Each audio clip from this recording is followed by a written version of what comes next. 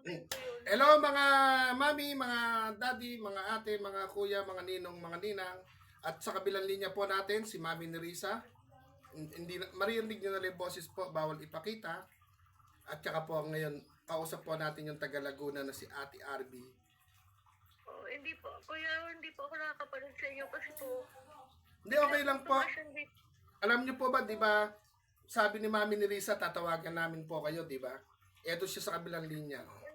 Kuya, Hindi, Hello po, Miss Arby. Wag na- Kamusta po kayo? okay. ma'am, ano po, ngayon lang po, biglang tumaas yung BP ko ng 140/120. Pinapadala po ako sa emergency. Ay. Oh.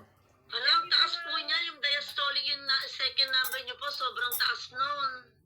Hindi nga po namin intindihan kasi kasasalin lang po sa akin ng dugo. Bakit biglang tumaas? Kaya po ngayon, Ay, nako, dito nga po, pagka yung ang diastolic po, yung pangalawang number, dito po, nagbibigay na po agad ng gamot, yung bang 161. Mataas po. Okay lang po sana kung yung first number niyo ang mataas, pero yung pong pangalawang number, mas yun po ang delikado sa inyo, 120, ang taas po, no? Kumbaga po, malapot yung ano niya, dugo. opo, ano po, So, tsaka kuya, sobrang taas nun. Pwede po kayong mag-seizure pag ano, kahit padala na po kayo sa ospital. Ano po, kinukuha, nagpasundo na po ng patrol, dapat daw po sa emergency, kaya hindi po ako makasagot na. O kasi hindi po biro yan, kasi po pwede po kayong mag-seizure pagka ganyan kataas ang blood pressure. Yung ano po, dapat po ano, yung ganyan po, hindi po yung Gagamutin ko po kayo. Kuya, kawawa naman pala si Miss Arby. Ga- Kaya pala naiisip Apo. natin siya.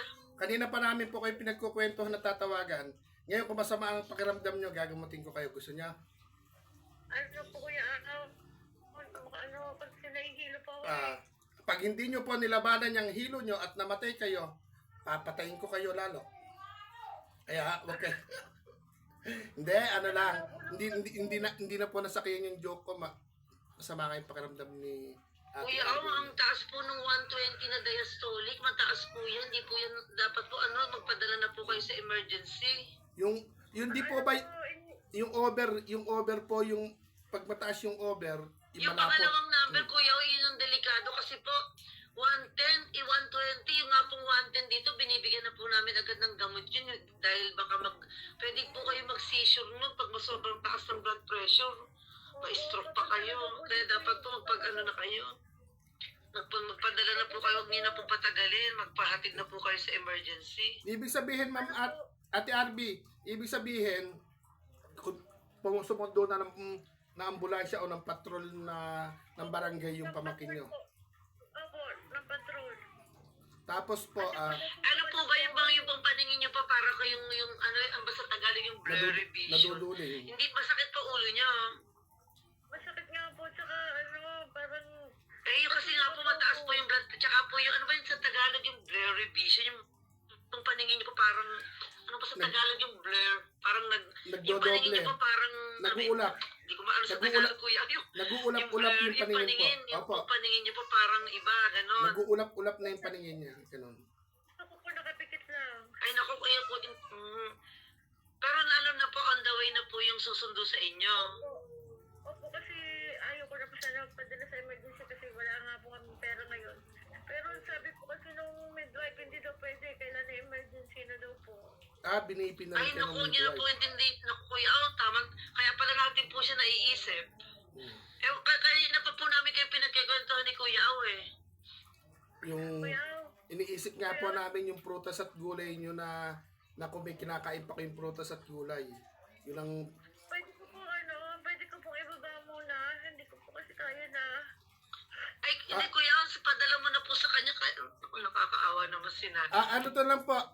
Bago natin ibaba, teka lang po, ikuha natin yung GCash number nyo. Wala. Ipapag-type ko na lang po sa pamangkin ko.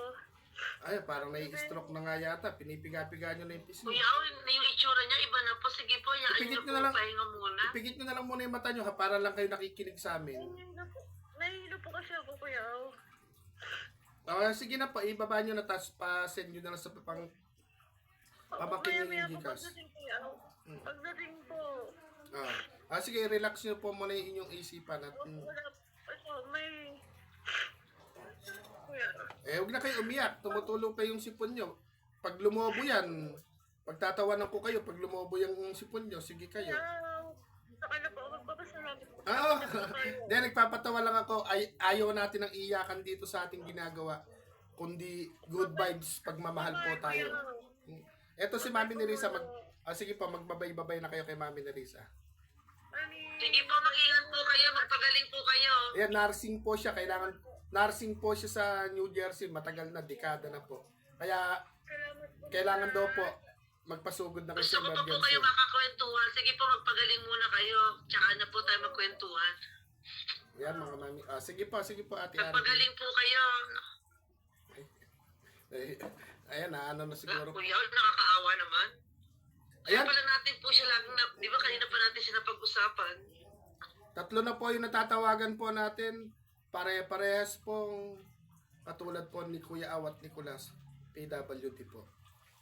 Ano po, hindi man natin sila napupuntahan po sa bahay po nila. At si Mami Nerissa po nasa malayong lugar din. Pero 3 na po yung natawagan po natin. Inuuna lang po yung mga tulad na to. May colon cancer po kasi si Ate Arby po ng Laguna. Kumbaga, sa gamot naman ala po siyang problema.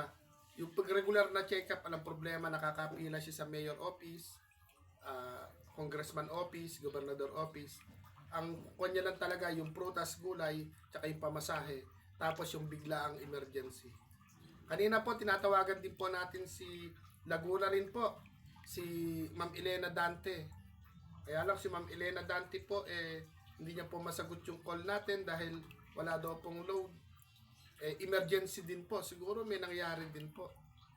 Kaya, pasensya na po kayo. At kami po ni Mami Nerissa nagko-call center ngayon. Kino-call po namin yung mga napupusuan po ni Mami Nerissa na mapahatiran po ng munting pagmamahal. Hindi man po tayo lumalabas po ng bahay. At pakikita ko pa ba sa inyo, gusto nyo makita si Mami Nerissa? Huwag na po, Kuya Aw. Joke lang po Joke, kunwari lang po, pinatawa ko lang po si Mami Nerissa. Baka Baka sumisingot-singot na matakot po pa yung mga supporter mo, Kuya Aw. Napapasinghot na po, parang kinukurot yung puso po niya. 3 na po yung natawagan namin doon po sa isa, pang merienda. First time niya makareceive ng GCash. Napagalitan pa kami nung ate tsaka nung nanay kasi baka daw po, kasi PWD pala si Kuya Michael, baka daw po, anuhin lang, lolokohin daw po namin, baka daw po scammer. Pero, nakareceive po siya, first time niya po nakareceive ng GCash pamerienda. Sobra-sobra sa pamerienda po yun. Tapos po, itong tinawagan po natin si Ate Jean Marote na lagi natin bisita sa live. Si Ate Maureen na may butas ang puso, naglalambing po ng mansanas, ng orange, ng ubas kasi nangihinaan daw po yung katawan. Etong si Ate Jean Marote, kulang na lang po, lumobo yung kanyang ilong dahil iiyak na po tapos wala naman daw pong pambili. At sinasabi naman po na aminado na wala naman din po talaga. At nakakataba po ng puso dahil 1 oras ang biyahe papalengke. Paano po ito kako, mababawasan pa ng pamasahe. 1 oras papunta, 1 oras pa uwi. Romblon po kasi sila, malayo sa palengke. Yung 1 oras na biyahe, malapit lang daw po sa kanila yung parang walking distance sila, 1 oras na biyahe. Pero kung dito po, bibiyahe tayo ng 1 oras, makakarating na po tayo siguro sa 1 oras. Lalagpas na tayo ng Cabanatuan, baka makarating pa tayo ng Talavera. Magmulagapan. Kaya, yun, lalabas po sana si Kuya Aw ngayon, wala lang driver. Kumbaga, parang ayaw pong palabasin. Tapos dumating po kagabi yung ating order na rumble na damit. Ang ubod ng dami po. Kaya isa-set natin ng pa isa-isa. Hindi po natin binili yung may mga tatak kasi tigto 210 daw po isa. Ang binili lang po natin yung kaka po presyong masa. Pero marami. Marami yung makikinabang at marami yung mabibigyan.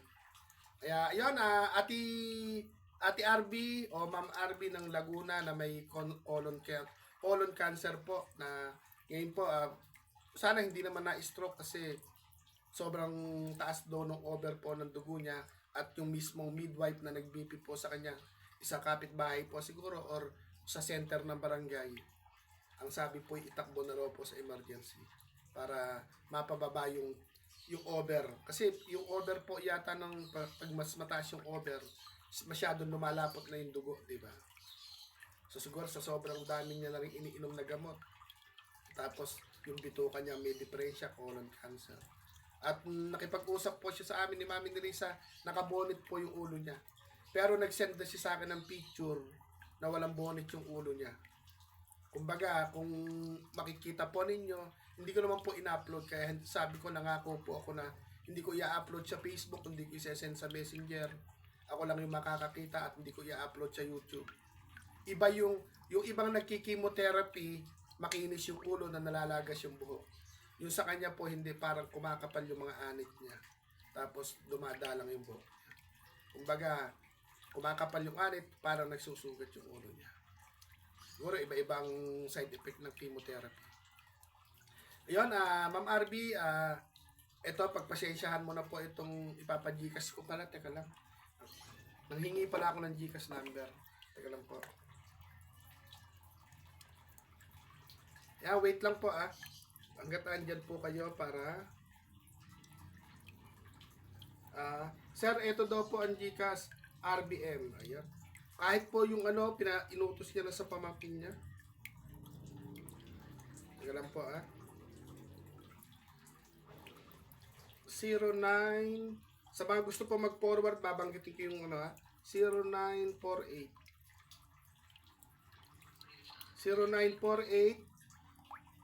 3950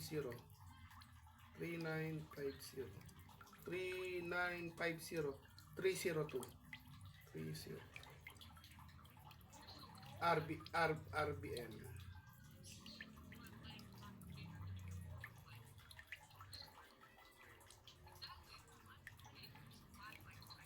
Yan, RBM. Tama po.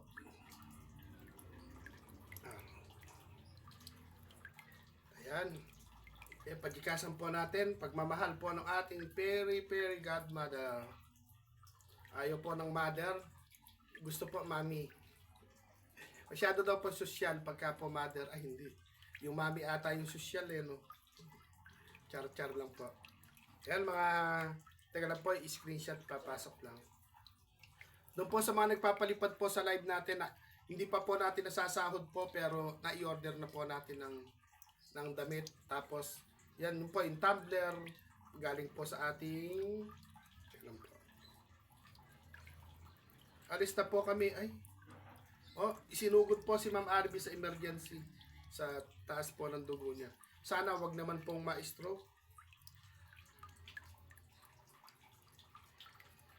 Ma'am RB, huwag kalimutan ang kape.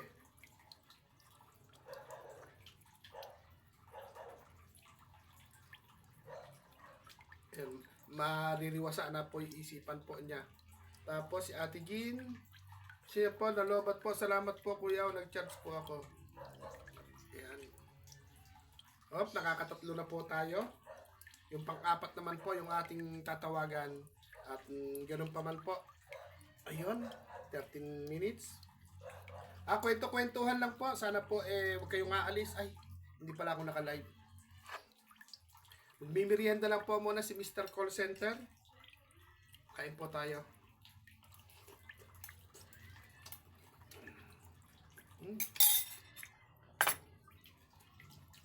Shout out po sa ating mga mami, sa ating mga daddy, sa ating mga ate at kuya, at sa mga ninong at ninang. Sa mga bagong mami, shout out po, maraming salamat po. Sa mga bagong daddy, salamat din po. Shout out po natin si Daddy Joel. Daddy Kuya Joel Vlog. I'm sleeping. Why? Nasa kabilang linya pa rin po si Mami Nerissa. Naalala niya si Ma'am Arby at si Michael. Naalala niya po si Michael Bait at po si Ma'am Arby po ng Laguna. Na-help you. Dumating na si Kulasa, magpapatulong.